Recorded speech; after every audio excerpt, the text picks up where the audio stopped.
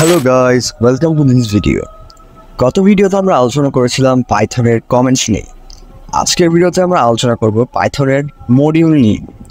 পাইথনের module হচ্ছে কিছু কোডের সমষ্টি যেখানে বেশ কিছু ফাংশন, ভ্যারিয়েবল বা ডাটা এবং যেগুলোকে অ্যাক্সেস করে প্রয়োজনে আরেকটি পাইথন প্রোগ্রামে ব্যবহার করা হয়।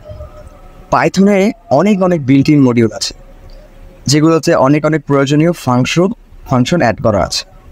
নিজেদের জন্য কোনো প্রোগ্রামে লেখার সময় চাইলেই সেই মডিউলগুলো থেকে সেই ফিচারটি ব্যবহার করা যায়। নতুন একটি প্রোগ্রামে এরকম কোনো মডিউল ব্যবহার করতে চাইলে আমাদের প্রথমে সেটাকে ইম্পোর্ট করে নিতে হবে। পাইথনে 3 ধরনের মডিউল হতে পারে। কিছু মডিউল যেগুলোতে পাইথনের সাথে বিল্ট ইন আছে, কিছু আছে যেগুলো অন্য ডেভেলপার তৈরি করে রেখেছে, এবং কিছু হতে পারে আপনার নিজে নিতে হবে। প্রথম ধরনের মডিউল যেগুলো পাইথনের সাথে বিল্ট ইন আছে সেগুলোকে বলা হয় স্ট্যান্ডার্ড লাইব্রেরি। অনেক এরকম লাইব্রেরির মধ্যে কিছু হচ্ছে স্ট্রিং, তারপর রেগেক্স, ইম্পোর্ট আরডি, ইম্পোর্ট স্ট্রিং, এই ধরনের মডিউলগুলো পাইথনে বিল্ট ইন আছে। এগুলোকে বলা হয় স্ট্যান্ডার্ড লাইব্রেরি। এগুলো আপনার আলাদা করে পিপ ইনস্টল করতে হয়। তার আগে এখন আমাদের জেনে নিতে হবে পিপ হচ্ছে পাইথনের প্যাকেজ ম্যানেজার। আপনি যখন কোনো একটা লাইব্রেরি পাইথনে ইনস্টল করবেন সেটা আপনার পিপের মাধ্যমে ইম্পোর্ট করে দিতে হবে।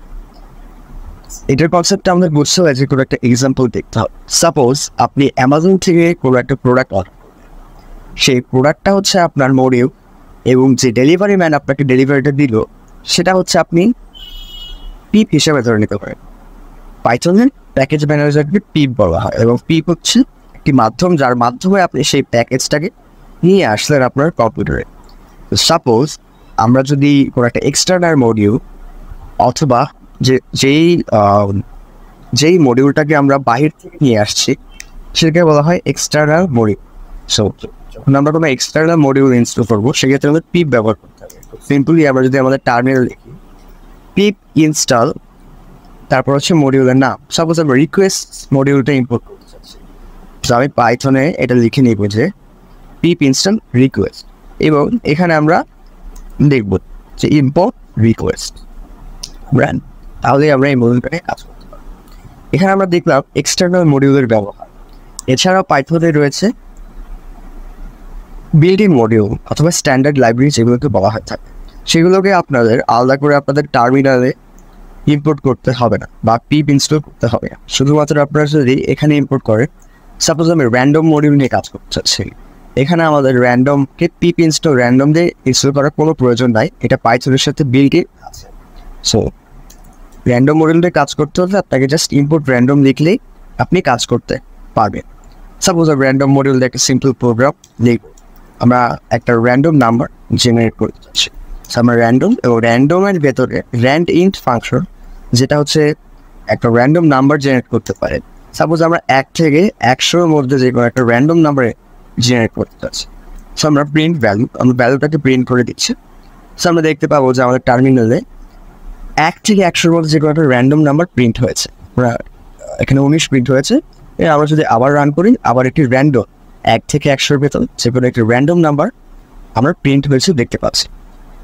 সো এইভাবেই আপনারা মডিউলগুলো ব্যবহার করতে পারেন। এই মডিউল আপনাদের পাইথন প্রোগ্রামে বারবার ব্যবহার করতে হবে। সব কোড আমরা কিন্তু নিজে লিখছি না, কিছু কোড আমাদের ইনপুট করে ব্যবহার করতে হচ্ছে। এবং আপনি যদি কোনো একটা মডিউল থেকে শুধুমাত্র একটি ফাংশন, একটি মডিউলে কিন্তু আপনি অনেক ডাটা, অনেক ফাংশনস, অনেক ভ্যারিয়েবলস থাকে। সো আপনি যদি পুরোটা ইনপুট না করে শুধুমাত্র একটা ফাংশনই চাচ্ছেন, সাপোজ আমি র্যান্ডম মডিউল থেকে শুধুমাত্র র্যান্ড ইন্ট ফাংশনটাই নিতে চাচ্ছি, সো আমি লিখবো from random import RAND int, মানে তুমি র্যান্ডম মডিউল থেকে শুধুমাত্র র্যান্ড ইন্ট ফাংশনটাই ইম্পোর্ট করো। সো এরপর আমি যদি চাই এই র্যান্ড ইন্ট ফাংশন নিয়ে কাজ করতে, সেটাও কিন্তু আমরা করতে পারবো। সেমভাবে আমরা কাজটা করতে পারবো এর আগে আমরা যেভাবে করেছিলাম। এবার আমরা 1 থেকে 50-এর ভিতর একটা র্যান্ডম নাম্বার যদি করতে চাই, সেক্ষেত্রে আমরা এটা দিয়েও কিন্তু করতে পারবো। সেক্ষেত্রে কিন্তু আমাদের random.randin লেখারও প্রয়োজন নেই, আমরা শুধুমাত্র randin দিয়ে কাজটা করতে পারছি, কারণ আমরা from random input randin, অর্থাৎ আমরা random মডিউল থেকে শুধুমাত্র randin ফাংশনটাই ব্যবহার করছি এবং সেটাকে আমরা ইম্পোর্ট করবো শুধুমাত্র। এখানে আমরা দেখতে পাবো যে 441 এবং র্যান্ডম নাম্বারগুলো পাইথন কিন্তু আপনার জন্য জেনারেট করছে।